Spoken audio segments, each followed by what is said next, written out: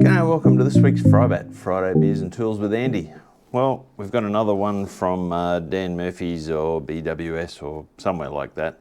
This one's called Crony. It's a refreshing pale ale, apparently, brewed with Australian malt.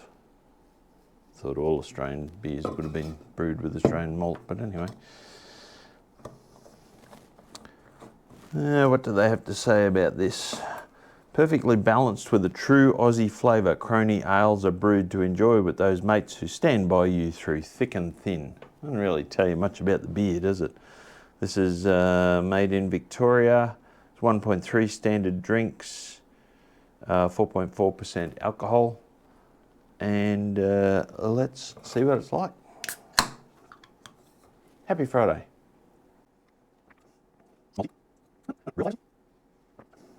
Refreshing, yeah, it's got a bit of the refreshing zing to it, I guess, but not. It's not really a very exciting beer. It's certainly not what I would call a proper pale ale. Nothing like a Four Pines or something like that, which is a very refreshing pale ale.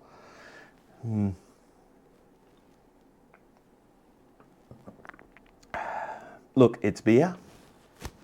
It's not bad beer, but it ain't great beer.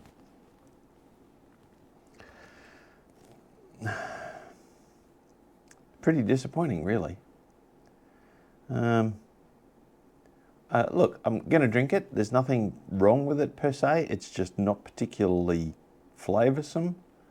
It's certainly not what I would call a traditional pale ale, which of course is one of my favourite types of beer. I wouldn't buy it again. For me, it's a 2.5 spanners out of 5. All right, let's get on to this week's tool. For those of you that have kept up with my house videos, you would know that my little mini digger has suffered some issues lately, and I'm now awaiting on 2 new tracks for it at $770 delivered. Oh, and by the way, it's delivered to the local depot, not even delivered to my house. Anyway, long story short, getting those tracks on and off is a little bit difficult. The adjustment mechanism in the mini digger is fairly limited, and although they're rubber tracks, they do have steel belts running through them to give them the strength, otherwise they wouldn't last long at all. So getting them on and off actually requires the use of a pry bar. I have been using a long-handled crowbar, about 6 feet long plus, and you have to be very careful that you don't damage the track. So when I was shopping at my local tool supplier the other day, I have been eyeing off a decent hand pry bar for a long time, and Gearwrench make a very good one. This one goes from 20 inches to 32 inches, or for us metric types, 457 mils to 736 mils. It has a lifetime warranty, which is pretty impressive for a pry bar, so if you break it, you get a new one. It is a pretty heavy duty bit of kit. Firstly, it has a push button extension so that you can extend it throughout the range, and it has almost like a Picatinny rail on a rifle. It has these ridges along here, so you can extend it from smallest to largest. The other big advantage this has is it has an indexable head, so that you can actually put the pry bar head at whatever angle that you need it to be at.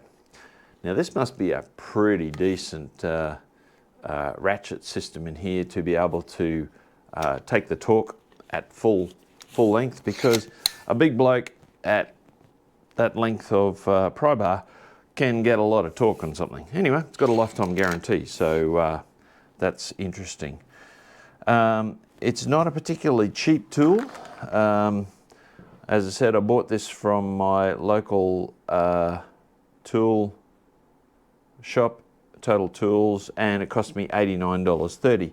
But it is one of those tools that is pretty handy to have in your kit. I'll just quickly have a look and see if they're available on Amazon. So on Amazon Australia, they are available slightly cheaper, $87 with free delivery. So if you can afford to wait and you want to order one, I'll put a picture of it up here, and I'll also put a link to it down in the description of the video below so that you can buy one. And if you buy one from there, I get a small kickback from Amazon. Like I said, it saves you a couple of dollars from buying it at your local tool shop, but of course you have to wait for it to come in. All right, so this is going to be a very handy addition to my kit, and when I get the new tracks for the mini digger, I will endeavour to take some video of that, because there's very few videos on the internet about installing Chinese digger mini tracks, which is a bit disappointing, because the documentation you get with Chinese mini diggers is pretty disappointing. Anyway, what's my verdict on the Gearwrench AT28220? This is a really well made product. Gearwrench I'm impressed with. Where is it made? Being Gearwrench, it's probably made in China. Made in Taiwan now, so we support Taiwanese tools over Chinese tools.